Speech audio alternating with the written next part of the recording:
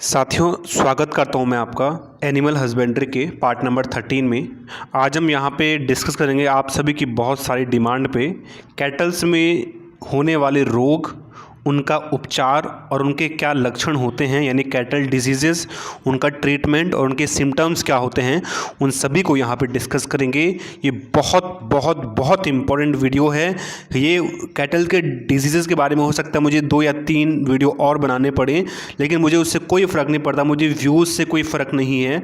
मेरा कोशिश है कि आपको अच्छे से अच्छा कंटेंट दिया जाए ताकि आपके एग्ज़ाम में जो है क्वेश्चन बने और आप अच्छे से करके आएँ। ठीक है, तो बेहतरीन क्वेश्चन होंगे। ठीक है, सभी डिजीजेज एक वीडियो में कवर करना इम्पॉसिबल है क्योंकि वीडियो बहुत लंबा हो जाएगा। ठीक है, वैसे आप मुझे झेलते हैं तो फिर झेलना मुश्किल हो जाएगा, तो मैं कोशिश करूंगा वीडियो को 2 से 3 पार्ट में बनाऊं और जितने भी डिजीजेज हैं कैटल से रिलेटेड उन सभी को मैं डिस्कस करूंगा।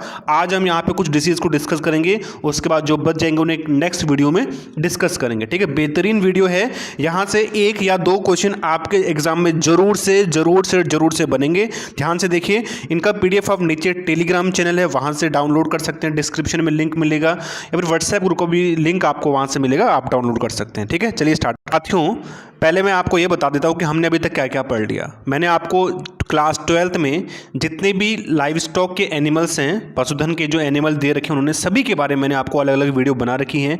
गाय की, भैंस की, भेड़ की, बकरी की, ठीक है, सुअर की नहीं बनाई, बना दूंगा बहुत ही जल्दी। घोड़ा, मुर्गी, ऊँट सभी की बना ली है। ठीक है, इनका अगर आपने नहीं देखे इनकी वीडियो, इन पर मैंने आधा घंटे का वीडियो बना रखा है, इनके बारे में सब कुछ डिटेल आपको मिलेगी। आप लिंक दे दूंगा मैं नीचे, वहाँ से आप देख सकते हैं, या प्लेलिस्ट में जाके एनिमल हस्बेंड्री की प्लेलिस्ट बनी होगी, वहाँ से आप देख सकते हैं। पहले मैं आपको थोड़ा सा इनके बारे में बता दूं। गाय के बारे में हमने आप सभी को बताया है कि गाय जो है, जो इंडियन गाय है, उसका जो जूलॉजिकल नेम होता है वो होता है बॉस इंडिकस। ठीक है, और इसमें गुणसूत्रों की संख्या 60 होती है। और भारत में जो ब्रीड है गाय की, करीब करीब 41 जो है ब्रीड भारत में है। और भारत में कुल पशुधन का, कुल लाइव स्टॉक का अगर गायों की बात की जाए तो 37.28% है कुल गायों की। सबसे ज़्यादा परसेंटेज किसका है? गाय का ही है। एक दूसरी जाति होती है, ब्रीड होती है, जिसे बोस टोरस कहते हैं। इसमें भी सेम नंबर ऑफ क्रोमोसोम होते हैं। भैंस के बारे में हमने पढ़ा, इसका जूलॉजिकल नेम हमने बताया था आपको कि बुबेलस बुबेलिस होता है। ठीक है, इसमें गुणसूत्रों की संख्या 48 से लेकर 50 तक हो सकती है। 13 मान्यता प्राप्त नस्लें हैं। और भारत में कुल पशुधन का, कुल लाइव स्टॉक का जो भैंसें हैं, बफेलो हैं, वो कितनी हैं? 21.23% कुल लाइव स्टॉक का बफेलो हैं। ठीक है, सिप के बारे में हमने पढ़ा है, मैंने आपको बताया था, इसका जूलॉजिकल नेम ओविस एरिस होता है। क्रोमोसोम की संख्या 54 होती है, 27 पेयर होते हैं। इसमें 42 ब्रीड हैं भारत में मान्यता प्राप्त भेड़ की। और कुल लाइव स्टॉक का, कुल पशुधन का भेड़ों की उसमें जो परसेंटेज है वो कितना है? 12.71% है। अगर बकरी की बात की जाए तो बकरी का जो जूलॉजिकल नेम है केप्रा हिरकस है। 60 क्रोमोसोम इसमें मिलते हैं। 28 नस्लें भारत में मान्यता प्राप्त है बकरियों की। और कुल पशुधन का जो बकरियों का योगदान है उसमें वो है 26.40% का। ठीक है, सुअर का जो जूलॉजिकल नेम है वो क्या है? सिस डोमेस्टिकस है इसका जो जूलॉजिकल नेम है। सुअर में गुणसूत्रों की संख्या 38 होती है। इसमें 7 नस्लें भारत में मान्यता प्राप्त हैं सुअर की। और सुअरों की जो योगदान है पशुधन में वो 2.01% है। मैं पूरे ऑल ओवर इंडिया की बात कर रहा हूँ। ठीक है, घोड़े की बात की जाए तो घोड़े का जूलॉजिकल नेम इक्वस केबालुस है। इसमें क्रोमोसोम की संख्या 64 है। पेयर की बात की जाए 32 पेयर हैं। ठीक है, और 6 नस्लें भारत में घोड़ों की प्रसिद्ध हैं, मान्यता प्राप्त है। और घोड़ों का जो योगदान है पशुधन में वो 0.12% है। ठीक है, और ऊंट की बात की जाए तो ऊंट का जो जूलॉजिकल नेम है वो 2 तरह के ऊंट होते हैं। एक होता है जिसमें 1 कुबड़ पाई जाती है, 1 हम्प वाला ऊंट। दूसरा होता है जिसमें 2 कुबड़ पाई जाती हैं, 2 हम्प वाला ऊंट। ठीक है, तो कैमेलस ड्रोमेडेरियस, इसमें जो है दोनों में गुणसूत्रों की संख्या 74 होती है। 9 गुणसूत्र, जो 9 इसमें ब्रीड हैं। और कुल पशुधन का जो ऊंट का योगदान है वो कितना है? 0.08%। और इसमें से भी सबसे ज़्यादा योगदान किसका है? सबसे ज़्यादा जो ऊंट है वो राजस्थान में पाए जाते हैं। और मुर्गी के बारे में हमने देखा था कि मुर्गी, सबसे पहला वीडियो हमारा पोल्ट्री फार्मिंग का ही था। मुर्गी का जूलॉजिकल नेम गेल्स डोमेस्टिकस होता है। गुणसूत्र की संख्या 78 होती है। 18 नस्लें जो हैं ब्रीड भारत में फेमस है उसकी। और इस तरह से। ठीक है, अब मैं आपको बताता हूँ कि हमें पढ़ना है, हमारा टारगेट रहेगा पशुओं के रोगों, उनके कारक और उनके लक्षणों को हम देखेंगे। तो ये एक ओवरव्यू है, देख सकते हैं। बैक्टीरिया से जो रोग होते हैं, पशुओं में 8 तरह के रोग मेन जो एग्जाम में पूछे जाते हैं वो बैक्टीरिया से होते हैं। प्रोटोजोआ से 3 तरह के रोग होते हैं, और भी होते हैं लेकिन ये मेन है जो एग्जाम में पूछे गए हैं। विषाणु जनित रोग इतने 8 जो डिजीजेज हैं वो वायरस से होती हैं, और कुछ मेटाबॉलिक डिजीजेज भी होती हैं और कुछ अन्य भी। इसमें मैंने आज चीज़ों को सरल रखने के लिए मैंने इनको इस तरह से क्लासीफाई किया है। मेरी गारंटी आपको लाइव स्टॉक के इतिहास में ऐसा कोई एग्ज़ाम नहीं है, इन सब के सब जो भी एग्ज़ाम हुए हैं उनमें से जो अगर डिजीजेज रोगों से कोई क्वेश्चन पूछा गया है तो यहीं से पूछा गया है। अगर आपने वीडियो ध्यान से देख लिया तो कम से कम 2 या 3 नंबर आपके यहाँ से कन्फर्म होके जाएंगे, ठीक है। अब एग्जाम में पूछेगा क्या आपसे, एग्जाम में ये पूछ सकता है कि निम्न में से कौन सा रोग जीवाणु जनित है, यानी बैक्टीरिया से होता है, वायरस से होता है, प्रोटोजोआ से होता है। दूसरा ये पूछ सकता है आपसे कि इनमें से जो है लक्षण पूछ सकता है। तीसरा ये पूछ सकता है कि इनके जो है ट्रीटमेंट के लिए क्या किया जाता है। तो ये आपको ध्यान से देखना है। चलिए स्टार्ट करते हैं, सभी को देखेंगे इनको। सबसे पहला जो डिजीज़ है ये है रिंडरपेस्ट डिजीज़। कौन सा सबसे पहला डिजीज़ कौन सा है? Rinderpest disease. ये एक वायरस से होने वाला डिजीज़ है। किससे? ये वायरस से होने वाला डिजीज़ है। अब जनरली इस रिंडरपेस्ट का जो अन्य नाम है, इसे पशु माता, पशु प्लेग, कैटल प्लेग, शीतला माता, इन अन्य नामों से भी जाना जाता है, ठीक है। पशु प्लेग के नाम से तो बहुत ही फेमस है, ठीक है। किस नाम से? पशु प्लेग के नाम से रिंडरपेस्ट फेमस है, ठीक है। ये वायरस से होने वाला रोग है, और इस रोग की खोज, ये आपको ध्यान रखना है कि रिंडरपेस्ट नामक जो रोग है उसकी खोज की थी निकोली ने। किसने? निकोली ने। किसने? निकोलस निकोली ने इसकी खोज की थी। तो एग्जाम में आपको ये भी पूछ सकता है, ठीक है। जनरली ये रोग गाय, भैंस और सूअर में अधिकतर होता है। लक्षण क्या है इसके? देखिए, इसके लक्षण है कि मुंह की श्लेष्मा, जो म्यूकस मेम्ब्रेन होती है, वो लाल रंग की हो जाती है और उसमें छाले पड़ने लगते हैं, ठीक है। जो पशु इस रोग से ग्रसित है उसके आँख और नाक से पानी गिरने लगता है, ठीक है। पशु को बदबूदार दस्त लगते हैं जिसमें खून आता है, यानी जो पशु जो गोबर करता है उसमें अजीब सी गंदी सी स्मेल आती है और उसमें ब्लड भी निकलता है, ठीक है। और पशु का जो तापमान है, जो टेम्परेचर है, वो बढ़ने लगता है। इसका टेम्परेचर करीब करीब 104 से 108 डिग्री फ़ारेनहाइट होने लगता है। और अगर पशु इस रोग से ग्रसित हो गया और अगर उसका ट्रीटमेंट सही समय पर नहीं हुआ तो 4 से 7 दिन में उस पशु की मृत्यु भी हो जाती है। देखिए, ऐसा होता है। वो जो रिंडरपेस्ट नामक डिजीज़ है या फिर जो पशु माता है वो इस तरह से दिखता है। ये इसका मुंह है, इसकी जो ऊपरी मेम्ब्रेन है यहाँ पे छाले पड़ने लगते हैं, ठीक है। तो इस तरह से वो दिखता है। अब अगर मैं बात करूँ, ठीक है, इस तरह से वो दिखता है। अब अगर बात की जाए कि इसका रोकथाम कैसे करते हैं, तो इसको रोकथाम के लिए, इसके रोकने के लिए जिस पशु को ये रोग हुआ है उसको अन्य पशुओं से अलग बांधना चाहिए, ठीक है। पशु में tissue culture vaccine, GTB vaccine और लेपिनाइड्स वैक्सीन भी लगानी चाहिए। अब ये इंपॉर्टेंट है। देखिए, अब जनरली भारत में ये रोग होता नहीं है, ठीक है। भारत में ये रोग पूर्ण उन्मूलन इसमें हो चुका है। इस रोग की रोकथाम के लिए भारत सरकार ने 1 अक्टूबर 1956 को, किस रोग की? ये रिंडरपेस्ट नामक रोग की रोकथाम के लिए भारत सरकार ने 1 अक्टूबर 1956 को एक कार्यक्रम चलाया था, जिसे उस कार्यक्रम को क्या बोलते हैं? पशु प्लेग उन्मूलन योजना। पशु प्लेग उन्मूलन योजना, ठीक है। ये कार्यक्रम चलाया था, ठीक है। और अब भारत में ये रोग होता नहीं है, ठीक है। और इसका वैक्सीनेशन भी है। इसको वैक्सीनेशन करने के लिए जनरली इसका जो वैक्सीनेशन है वो जनवरी-फरवरी माह में किया जाता है, ठीक है। और जन्म के 6 सप्ताह के अंदर इसको लगाया जाता है और बाद में प्रत्येक वर्ष इसका टीकाकरण कराया जाता है और जनरली 3 साल तक इसका टीकाकरण कराया जाता है। उसके बाद पशुओं में इसके लिए एंटीबॉडी डेवलप हो जाती हैं। उसके बाद जो है टीकाकरण की आवश्यकता नहीं होती, ठीक है। तो पहला डिजीज था कौन सा? रिंडरपेस्ट। सेकंड डिजीज पे बात करते हैं, फुट एंड माउथ डिजीज। बहुत फेमस, बहुत ज़्यादा फेमस, इंपॉर्टेंट, स्टार लगा लो 3 बार। फुट एंड माउथ डिजीज, इसको अन्य नामों से भी जाना जाता है। इसे बोलते हैं खुरपक्का डिजीज, खंगवा डिजीज या एप्थस फीवर डिजीज, इसे इस नाम से जाना जाता है। लेकिन फेमस किस नाम से है? FMD, foot and mouth disease, ठीक है। ये वायरस से होने वाला रोग है। ये जनरली उन पशुओं में मिलता है जिनमें जो जुगाली करते हैं, अब जुगाली क्या होता है, आपने देखा होगा जो गाय भैंस होती है जब वो घास खाती है तो उनका मुंह बार बार, जब वो घास खाना बंद भी कर देती हैं तो उनका मुंह बार बार चलता रहता है, चलता रहता है, चलता रहता है। तो ऐसे पशुओं को जुगाली करने वाला पशु कहा जाता है।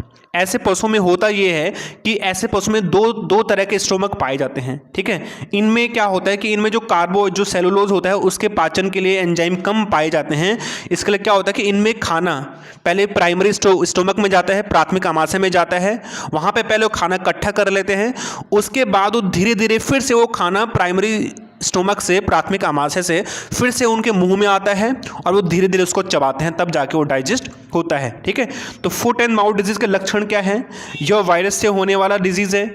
ये 4 तरह के वायरस से होता है। एक को AOC बोलते हैं, एक को एशिया 1 बोलते हैं, एक को SAT, सेट 1, सेट 2 और सेट 3। तो 4 बल्कि 5 तरह के वायरस से होता है।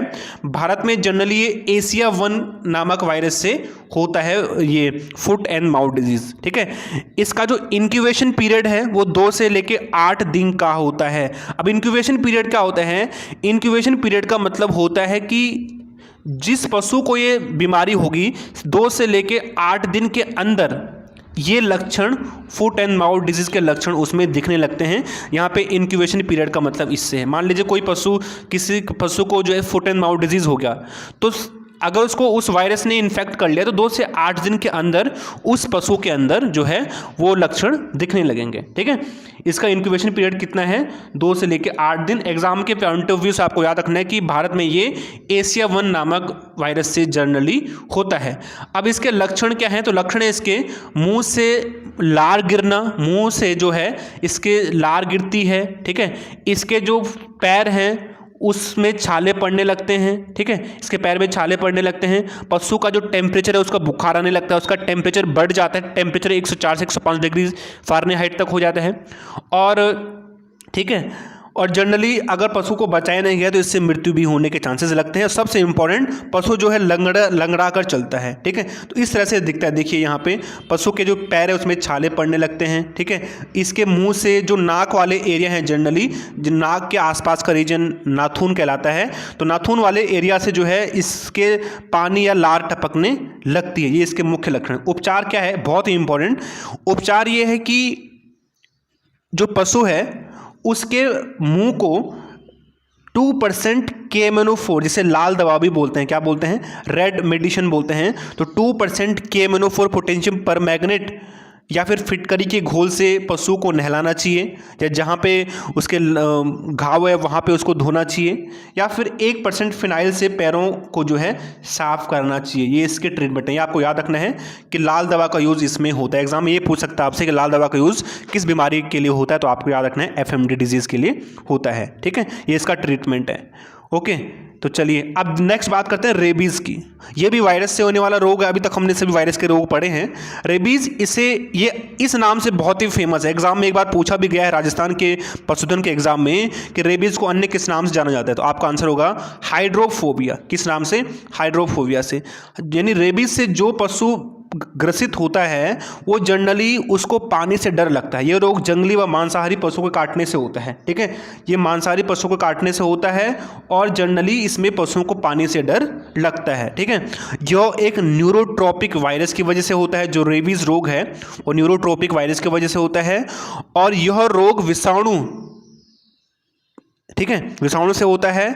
और यह रोग पशुओं की लार में जो सलाइवा होता है उसमें सबसे ज़्यादा पाया जाता है। और जो रेबीज़ रोग है, रेबीज़ डिजीज़ है, इस वायरस का जो इंक्यूबेशन पीरियड होता है वो 14 से लेकर 90 दिन तक होता है। आपको इंक्यूबेशन पीरियड भी याद रखना है, जिन पे मैंने येलो टिक करवाया है वो आपको ध्यान से देखना है, ठीक है। इंक्यूबेशन पीरियड का मतलब जब पशु इस वायरस से ग्रसित होगा तो तुरंत लक्षण नहीं दिखेंगे, 14 से लेकर 90 दिन के अंदर लक्षण हमें दिखते हैं, ठीक है। तो इसके लक्षण क्या हैं? जो ये रेबीज़ रोग है इसके लक्षण हैं, पशु के मुंह से लार गिरने लगती है, पशु मक्खी आदि को हवा में पकड़ने की कोशिश करता है, जिसे फ्लाई बाइट कहा जाता है, ठीक है। क्या करता है पशु, जिस पशु को ये रेबीज़ रोग होगा वो क्या करता है, जो इंसेक्ट उसके आसपास, मच्छर एग्जांपल ले लो, मच्छर उसके आसपास उड़ रहा है, वो पशु क्या करेगा, उस मच्छर को मुंह से पकड़ने की कोशिश करेगा।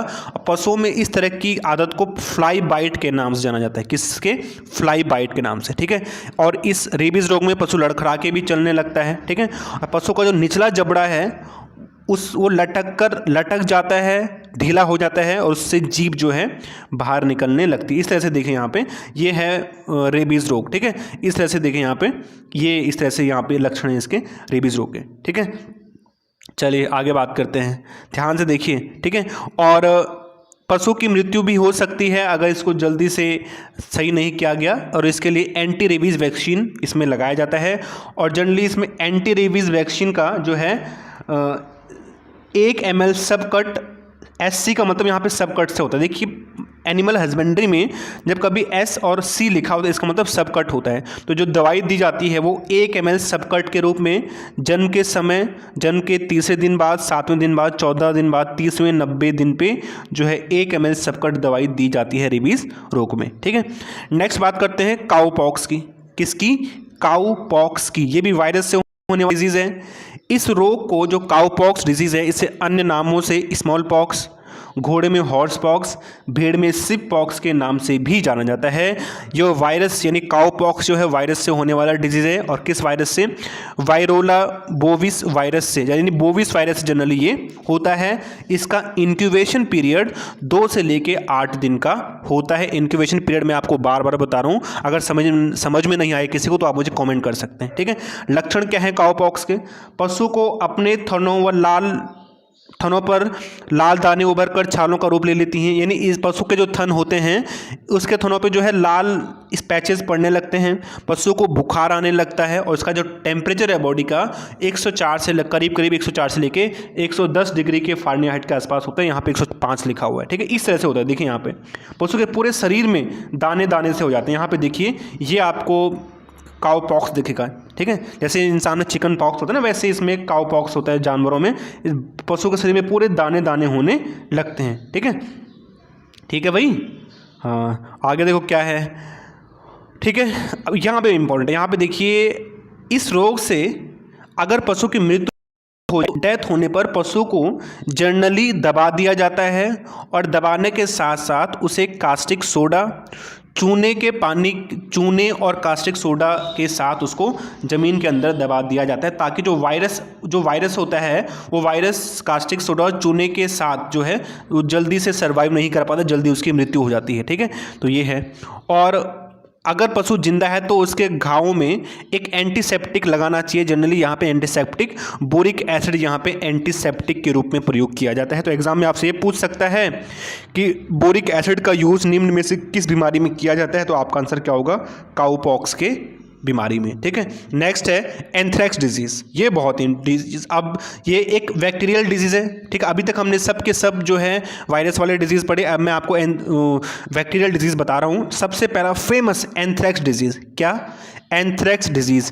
इसे बहुत ही फेमस है, इसे इन नामों से भी जाना जाता है, ठीक है। इसे जनरली गिल्टी, जहरी बुखार, प्लीहा ज्वर, विषहरी, या फिर इस नाम से तो बहुत ही फेमस है ये वुल सॉल्टर डिजीज़ या वुल सॉल्टर डिजीज़। वुल सॉल्टर डिजीज़ इसलिए कहते हैं इसको क्योंकि ये जनरली जो लोग ऊन का पालन करते हैं उन लोगों में पाया जाता है, इसलिए इसको वुल सॉल्टर डिजीज़ कहा जाता है। क्योंकि ये जो एंथ्रेक्स डिजीज़ है बैक्टीरियल डिजीज़ और जनरली भेड़ में अधिकतर होता है, और भेड़ से हम ऊन प्राप्त करते हैं, इसीलिए इसे वुल सॉल्टर डिजीज़ भी कहते हैं। ये बैक्टीरिया से होता है एंथ्रेक्स डिजीज़, और किस बैक्टीरिया से? बेसिलस एंथ्रेसिस से। किससे? बेसिलस एंथ्रेसिस नामक बैक्टीरिया से एंथ्रेक्स डिजीज़ होता है। यह रोग मुख्य रूप से भेड़ों में फैलता है तथा गाय और भैंस में भी हो सकता है।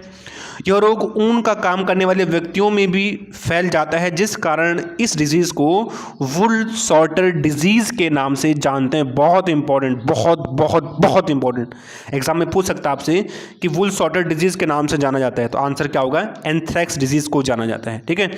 इसके लक्षण क्या हैं? लक्षण ये है इसके कि इस रोग में यानी एंथ्रेक्स डिजीज़ में जो प्राकृतिक छिद्र होते हैं, जैसे कि नाक हो गया, ठीक है, जहाँ से गोबर करता है उस साइड से, वहाँ से रक्त का स्राव होने लगता है। उस एरिया से क्या होता है? रक्त स्राव होने लगता है। और एंथ्रेक्स डिजीज़ में खून का थक्का, ब्लड की क्लॉटिंग नहीं होती, खून का थक्का नहीं जमता, और पशु जो है अचानक उसकी डेथ हो जाती है, ठीक है। आगे देखो क्या है, पशु की अचानक क्या हो जाती है? डेथ हो जाती है, ठीक है। और इस रोग में यानी एंथ्रेक्स डिजीज़ में पशु की छाती पर सूजन आता है। एक इम्पॉर्टेंट देखिए, इस रोग में पशु दांतों को किटकिटाता है, यानी ऐसे करता है, ऐसे ऐसे बोलते हैं किटकिटाना, जैसे ठंड में होता है ना, ठंड में ठंड लगती है तो हम ऐसे करते हैं। तो इस रोग में पशु दांतों को किटकिटाता है और गोबर के साथ काला खून और झागदार पदार्थ निकलने लगता है। ठीक है, इसीलिए इस रोग को किटकिटाना रोग भी कहा जाता है। ठीक है, नियंत्रण कैसे कर में, तो पशु को मरने के बाद अगर पशु की डेथ हो गई तो पशु के गोबर व अन्य कचरे को गड्ढे में यानी ज़मीन के अंदर दबा देना चाहिए। अगर पशु की डेथ हो गई तो पशु और उसके गोबर को, क्योंकि उसमें भी ये बैक्टीरिया हो सकता है, उसे ज़मीन के अंदर दबा देना चाहिए चूने के साथ। और अगर पशु जिंदा है तो उसे वैक्सीन देनी चाहिए। वैक्सीन में क्या करना चाहिए कि 10 ml जो है गाय को 10 ml सब यूनिट सब कट के रूप में जो है गाय को देनी चाहिए और 5 ml सब कट के रूप में भेड़ और बकरी को देनी चाहिए। तो एग्जाम में आपसे ये भी पूछ सकता है कि एंथ्रेक्स के रोग में जो वैक्सीनेशन दी जाती है वो गाय में कितनी दी जाती है, तो आपका आंसर क्या होगा, 10 ml शॉर्ट कट डिजीज़ के रूप में बकरी में, सॉरी गाय में, और भेड़ और बकरी में कितनी, 5 ml सब कट डिजीज़ के रूप में। ठीक है, ये है इसके बारे में। और देखो नेक्स्ट डिजीज़ कौन सा है, नेक्स्ट डिजीज़ कौन सा है, नेक्स्ट डिजीज़ है गलघोटू। गलघोटू नेक्स्ट बैक्टीरियल डिजीज़ है। इसका अन्य नाम है घुरका, घोटुआ। ये इस नाम से बहुत ही फेमस है, पास्चुरेलोसिस। किस नाम से, पास्चुरेलोसिस नामक नाम से बहुत ही फेमस है गलघोटू, या घुर्रा नाम से भी फेमस है। ठीक है, ये बैक्टीरिया से होता है। जनरली ये जो गाय भैंस और उनके बछड़े होते हैं उनमें जनरली ये मिलता है। ठीक है, ये बैक्टीरिया की वजह से होता है। ठीक है, गाय में जनरली ये पास्चुरेला बोबी सेप्टिका नामक बैक्टीरिया की वजह से होता है। अगर बफेलो की बात की जाए तो पास्चुरेला बुफेलिसेप्टिक नामक बैक्टीरिया की वजह से ये भैंस में होता है। ठीक है, याद रखना है आपको। अगर इसके लक्षणों की बात की जाए तो लक्षण क्या है इसके लक्षण ये है कि बॉडी का टेम्परेचर हाई हो जाता है, इसमें लार गिरने लगती है। ठीक है, पशु जीभ को बाहर निकालकर घुर घुर की आवाज़ करता है। ठीक है, आवाज़ करने लगता है। तो एग्जाम में आपसे ये पूछ सकता है कि निम्न में से किस बीमारी में पशु घुर घुर की आवाज़ करता है, तो आपका आंसर क्या होगा, गलघोटू बीमारी में। ठीक है, पशु के झालर, कंठ, निचले जबड़े तथा गले में सूजन आ जाती है। ठीक है, पशु बेबस होकर जमीन पर गिरने लगता है और 12 से 14 घंटे के अंदर या 24 घंटे के अंदर पशु की डेथ भी हो सकती है। ठीक है, रोकथाम क्या है, रोगी पशु के संपर्क में आए पशुओं को HS सीरम का टीका लगाना चाहिए। ठीक है, और पशुओं को जो है वैक्सीनेशन करनी चाहिए। ठीक है, और मानसून से पहले ही टीकाकरण करना चाहिए। ठीक है, अगली बात करते हैं लंगड़ा बुखार की। किसकी, लंगड़ा बुखार, ये भी एक बैक्टीरियल डिजीज़ है। लंगड़ा बुखार को ये इस नाम से तो बहुत ही फेमस है, किस नाम से, ब्लैक लेग काटर या फिर से ब्लैक क्वार्टर डिजीज़ भी कहते हैं। जो लंगड़ा बुखार हो, जहराबाद, सुजाल, सबसे ज़्यादा फेमस है चुरचुरिया और ब्लैक क्वार्टर या ब्लैक लेग के नाम से बहुत ही फेमस है। ठीक है, ब्लैक लेग क्वार्टर के नाम से। यह रोग यानी लंगड़ा बुखार या ब्लैक लेग क्वार्टर वर्षा ऋतु में बछड़े और बछड़ियों में अधिक होता है। यह गाय भैंस में अधिकता से मिलता है। और जो लंगड़ा बुखार है या ब्लैक क्वार्टर डिजीज़ है ये जनरली 6 से 3 साल के पशुओं में ज़्यादा होता है। कारक ये बैक्टीरिया की वजह से होता है, किसकी वजह से, बैक्टीरिया की वजह से। और किस बैक्टीरिया की वजह से, क्लोस्ट्रीडियम सोबियाई। किससे, क्लोस्ट्रीडियम सोबियाई नामक बैक्टीरिया से ये फैलता है। जबकि भेड़ में, सिप में जो क्लोस्ट्रीडियम सेप्टिका नामक बैक्टीरिया की वजह से फैलता है। एग्जाम में आपको कन्फ्यूजन क्या करेगा, देखिए बोलेगा कि जो लंगड़ा बुखार है भेड़ में निम्न में से किस वायरस की, किस बैक्टीरिया की वजह से फैलता है। वहाँ पे ये ऑप्शन भी दे देगा, क्लोस्ट्रीडियम सोबियाई भी दे देगा और क्लोस्ट्रीडियम जो है सेप्टिका भी दे देगा। तो आपको आंसर इस पे टिक नहीं करना, किस पे करना है, क्लोस्ट्रीडियम सेप्टिका पे टिक करना है। ठीक है, कैसे याद रखना है, भेड़ में रखना है ना, तो भेड़ को इंग्लिश में क्या बोलते हैं, सिप, और क्लोस्ट्रीडियम तो आप याद रख ही लोगे, और सेप्टिका में भी क्या आ रहा है, एस, तो एस मतलब S², तो यार ऐसे रख सकते हैं आप। ठीक है, लक्षण क्या है इसके, जो लंगड़ा बुखार है ब्लैक क्वार्टर डिजीज़ है। इस रोग में पशु के मांसल भाग, गर्दन और अगले पैर में सूजन आ जाती है, जिससे पशु लंगड़ा के चलता है। और सूजन इसमें क्या होता है कि पशुओं की हड्डियों से चुर-चुर की आवाज़ आती है। इसी कारण इस बीमारी को चुरचुरिया डिजीज़ भी कहा जाता है। क्या कहा जाता है? चुरचुरिया डिजीज़ भी कहा जाता है। अब इसकी बात करते हैं, इसके लक्षण हैं, ठीक है। अब बात करते हैं इसका उपचार की। तो उपचार क्या किया जाता है? सूजन वाले भाग पर चीरा लगाकर काले पदार्थ को निकालकर टिंचर आयोडीन, इसका उपचार किया जा सकता है टिंचर ऑफ आयोडीन से। किससे? Tincture of iodine. तो मैं नहीं बताऊंगा टिंचर ऑफ आयोडीन क्या होता है, आप मुझे कमेंट करेंगे कि टिंचर ऑफ आयोडीन क्या होता है, ठीक है। जिसको आता है, आपने केमिस्ट्री में पढ़ा होगा, टिंचर ऑफ आयोडीन वहाँ पे बहुत ही फेमस है, ठीक है। और उपचार ये करना चाहिए कि पशु को BQ ब्लैक क्वार्टर वैक्सीन देनी चाहिए, जिससे कि पशु को बचाया जा सके।